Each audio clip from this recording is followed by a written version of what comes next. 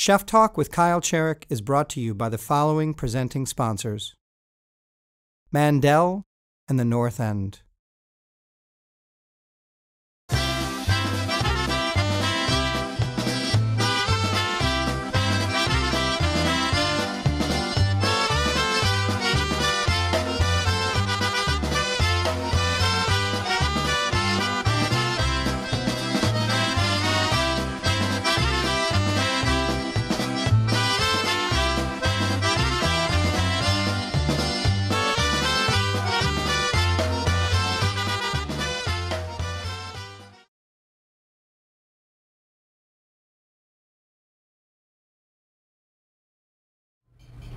For this Chef Talk with Kyle Cherek, I have a spirited and spiky and forthright conversation with Chef Peter Sandroni of La Merenda. He is a Milwaukee boy, but went down to Chicago and cut his teeth in that cooking scene before returning to Milwaukee in 2007 and opening what was a tapas or small plates restaurant. People love his food. It was embraced, and it was one of the first restaurants here in Walker's Point.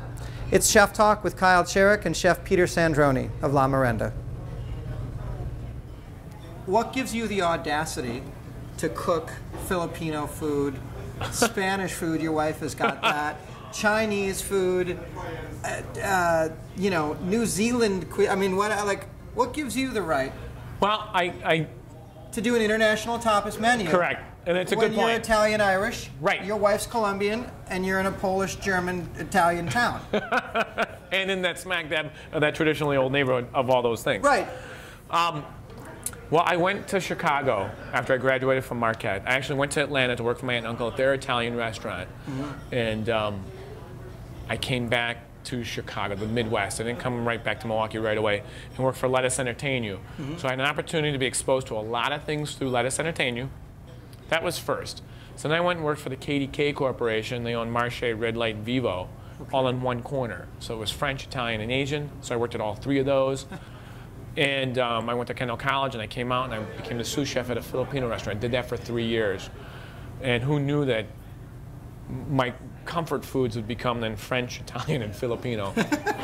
Did you ever, with your menu, with your international menu, because you were so ahead of this in the city, did you ever run into things that the diners weren't ready for?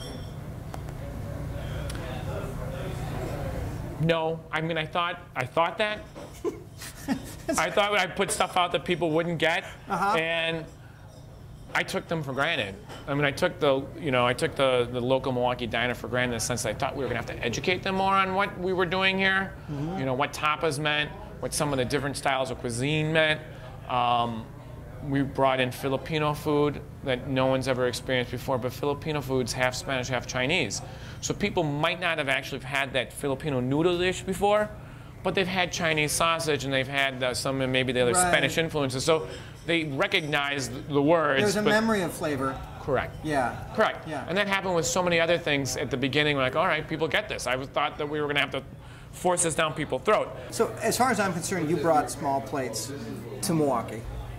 Maybe other people did it before, but that was your stake in the ground. Yeah. And you did it really well. That's not disputed. You still nail it. Thank you. Well, it's your thing, yeah, but you do. I mean, but then it started to, in my opinion, it started to seep out all over the place. Right. How do you feel about that? Well, you know, my wife and I and our friends all thought that going to a restaurant and eating off the appetizer menu was the best way and the most fun way to eat. Yeah.